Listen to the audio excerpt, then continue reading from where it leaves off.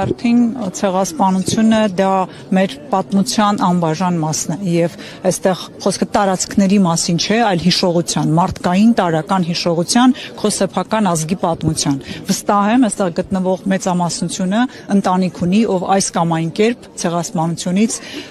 հիշատակ ունի իր ընտանիքի մեջ եւ ես այդ թվում Եվ եթե կան մարդիկ, ովքեր պատրաստ են մոռանալ իրենց պատմությունը, անցյալը, իրենց ընտանիքների ողբերգությունները, ես կդժվարանամ նրանց մարդ անվանել, որովհետև մարդը տարբերվում է կենդանուց հիշողությամբ։ Հայ ժողովուրդը ունենալով հիշողություն, դա ամենևին նույնական չէ կորուցյալ հայրենիքի վերադարձի հետ։ Այդպես որ էլի եմ ասում, հետ գնանք պատմություն, կտեսնենք ինչա կատարվում։ Մենք դա չենք անում, դրա մասին չի Հայաստանի Հանրապետությունը։ Հայաստանի Հանրապետությունը հայ ժողովրդի հայրենիքն է, որը պիտի պաշտպանի նաև արժանապատվությունն ու հիշողությունն ու պատմությունը հայ ժողովրդի եւ այնինչ անում է այսօրվա իշխանությունը ուղղակի նկարագիր չունի